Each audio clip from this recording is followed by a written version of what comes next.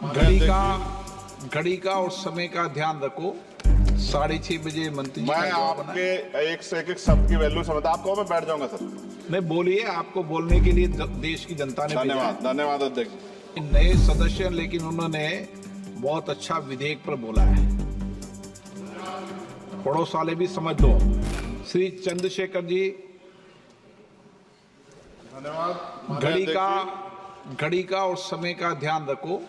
6:30 बजे मंत्री जी मैं आपके एक से एक शब्द की वैल्यू समझता। आप कहो मैं बैठ जाऊंगा सर। नहीं बोलिए, आपको बोलने के लिए देश की जनता ने धन्यवाद धन्यवाद अध्यक्ष। हम आपदा प्रबंधन संशोधन विधेयक पर विचार कर रहे हैं सर, जिसमें मूल अधिनियम की 79 धाराओं में से 51 धाराओं में संशोधन का प्रस्ताव है।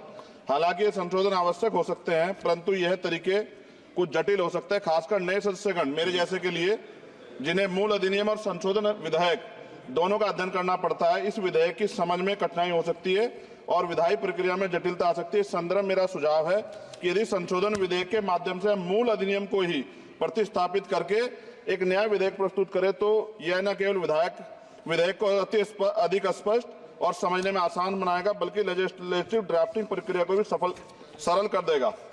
वर्तमान में संविधान की 7वीं अनुसूची में इसकी स्पष्ट एंट्री का उल्लेख नहीं किया गया है। मंत्री जी कृपया यह बताने का कष्ट करें कि वर्तमान विधेयक संविधान की 7वीं अनुसूची के किस एंट्री में कवर है। यह प्रश्न इसलिए महत्वपूर्ण है क्योंकि यदि हम इसे संविधान की 7वीं अनुसूची में स्पष्ट रूप से दर्ज करते तो यह विधेयक लाने का आधार और संसद की विधायी शक्ति को स्पष्ट रूप से मान्यता मिलती। इसके बिना यह विधेयक संविधान के तहत अपनी पूरी वैधता का दावा नहीं कर सकता, जिससे इसे लागू करने में होने में अस्पष्टता उत्पन्न हो सकती है। इसलिए मेरा सुझाव है भविष्य में इस प्रकार के विधेयक लाते समय संविधान की 7वीं अनुसूची में आपदा प्रबंधन के लिए एक स्पष्ट प्रविष्टि जोड़ी जाए, ताकि संसद की विधायी शक्तियां स्पष्ट रूप से विधेयक और औचित्य की तरह पूरा करें।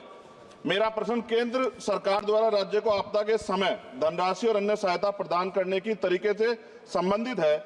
हम सभी जानते हैं कि जब भी कोई आपदा आती है, केंद्र सरकार विभिन्न राज्यों को राहत देने के लिए धनराशि और सामग्री भेजती है। हालांकि यह देखा गया कभी कभी सरकारें अपनी पार्टी शासित राज्यों में को प्राथमिकता दे, जबकि विपक्षी दल द्वारा शासित राज्यों को धनराशि कम, विलंब और भेदभाव पूर्ण तरीके से दी जाती है। इस भेदभाव का राजनीतिक विवाद और आरोप प्रत्यारोप उत्पन्न होते हैं। विशेषकर जब आपदा की स्थिति गंभीर होती है तो यह भेदभाव और देरी राज्यों के लिए अधिक संकटपूर्ण हो सकता है। इसलिए मेरा सुझाव है इस विधेयक में एक स्पष्ट प्रावधान होना चाहिए, जिसमें यह सुनिश्चित किया जाए कि सभी राज्यों को आपदा के सहायता समान रूप से समान मानकों के आधार पर दी जाएगी।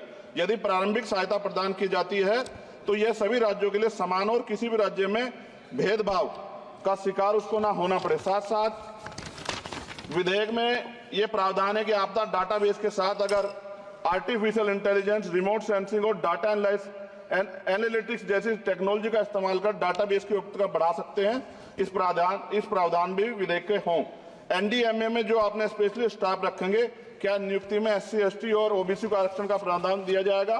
क्या ये बल सिर्फ मैन पावर होंगे या आवश्यक राहत सामग्रियों उपकरणों से भी लैस होंगे? इन बलों को वित्तीय संसाधन भी देने होंगे जिससे प्रभावी ढंग से कार्य कर सकें। आपदा प्रबंधन नीति डिजाइनिंग में पूर्व चेतावनी प्रणालियों के उन्नयन को शामिल करके पूर्व चेतावनी प्रणालियों को प्राथमिकता दी जाए।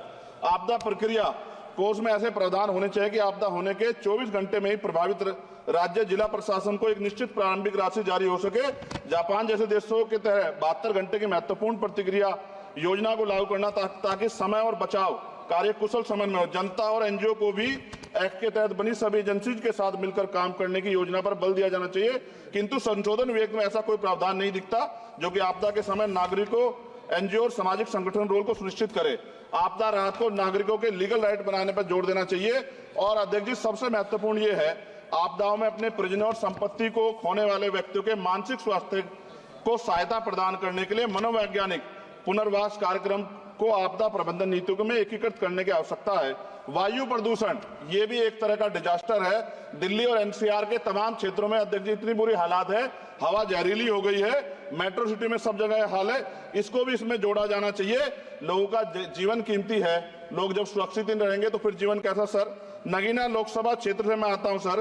किसानों को हर बार बाढ़ के कारण नुकसान होता है और जब वो जाते हैं दफ्तरों में तो अधिकारी धमकाकर भेज देते हैं वापस। कोई मुआवजा नहीं मिलता, मुआवजा के नाम पे खाना पूर्ति होती है।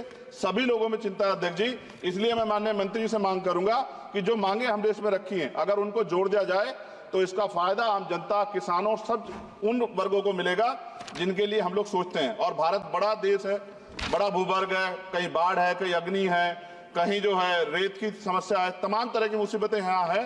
तो मैं माननीय अध्यक्ष जी आपके माध्यम से सरकार से मांग करता हूं और माननीय मंत्री जी से कि इस बिल पे, जिस विधेयक को और मजबूत करें जिससे इसका लाभ जनता को। माननीय अध्यक्ष जी आपका धन्यवाद। नहीं, नए सदस्य, लेकिन उन्होंने बहुत अच्छा विधेयक पर बोला है।